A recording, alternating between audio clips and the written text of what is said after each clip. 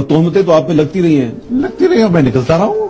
खैर खैरियत है। लेकिन मैं एक बात आपसे, जब आप कहते हैं परमिट लिया है तो परमिट एक सरकारी एक दस्तावेज होता है।